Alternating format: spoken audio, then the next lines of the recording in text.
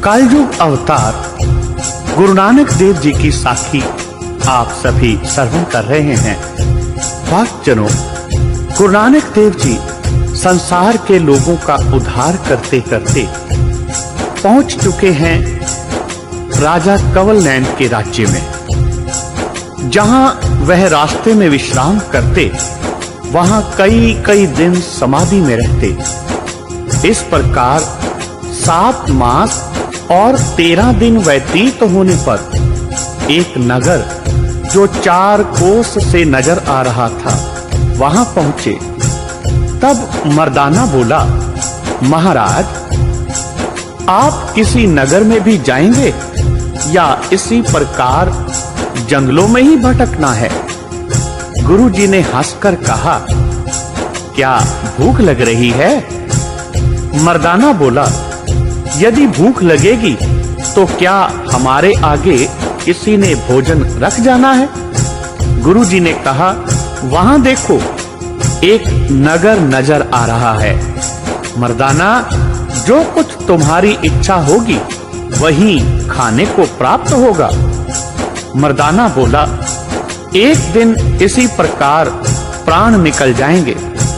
गुरुजी ने कहा कि यदि प्राण निकल जाएंगे तो हम फिर दोबारा जीवित कर देंगे, भय नहीं करो। भाई मर्दाना बोला, हां जी, सच कहते हो, आपको कोई लालच नहीं, विदेह हो।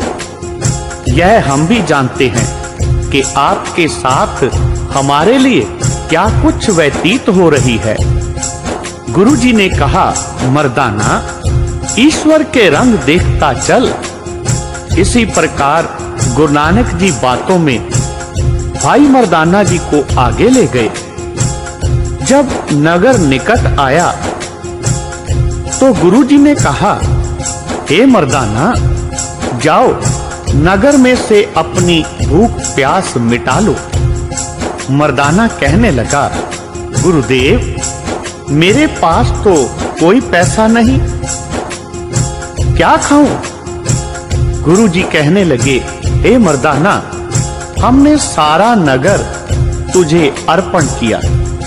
जहां इच्छा हो जाओ और खाओ पियो तथा आनंद लो, कोई इनकार नहीं करेगा।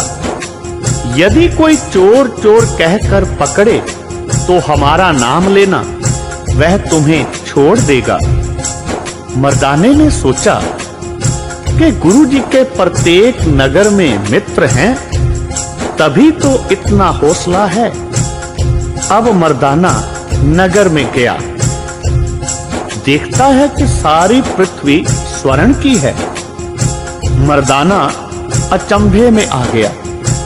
इस कौतक को देखकर ही भूख स्वयं दूर हो गई। मर्दाने ने एक पुरुष को पूछा कि क्या इस नगर का नाम स्वर्णपुर है? उससे यह भी पूछा कि राजा का क्या नाम है? उसने कहा, इस नगर के राजा का नाम कंवल नैन है। इसके अधीन बहुत राजा हैं।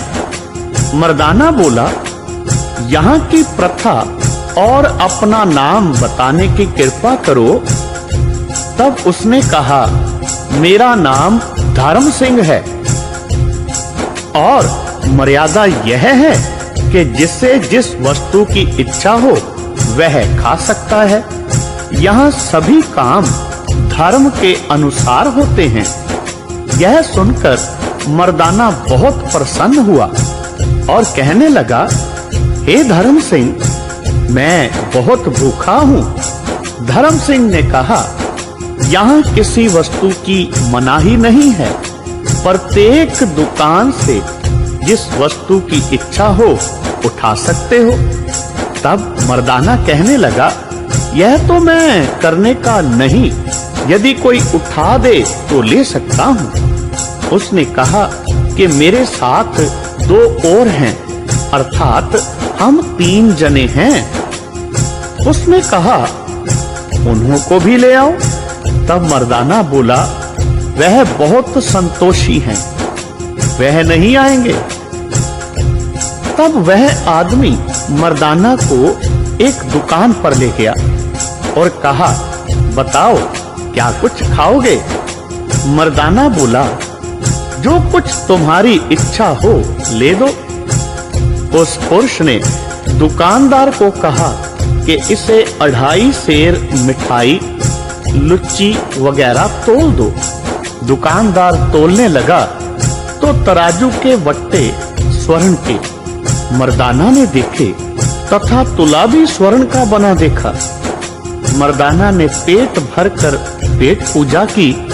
फिर पूछा, भाई जी, यह लोग स्वर्ण का व्यवहार करते हैं और वस्तु का मूल्य लेते नहीं, इसका क्या कारण है? काम कैसे चलता है? तब वह धर्म सिंह बोला, यह राजा की आज्ञा है और अन्न तो कुदरती पैदा होता है, केवल बनाने पर मेहनत होती है। अन्न आदिक बाहर से लाकर बनाओ तथा खाओ और खिलाओ, और जो किसी से काम करवाना हो तो वह भी करवा सकते हो। मूल्य और मजदूरी कुछ भी नहीं, राजा की आज्ञा है, धर्म की नगरी है। मर्दाना यह सब बातें सुनकर बहुत प्रसन्न हुआ। मर्दाने के मन में उसी नगर में रहने की इच्छा उत्पन्न हुई। अंत में गुरुजी के पास आया। गुरुजी ने नगर की बातें कहने की आज्ञा दी। मर्दाने ने स्वर्ण व्यवहार आदिक सभी आद्योपांत बात सुनाई।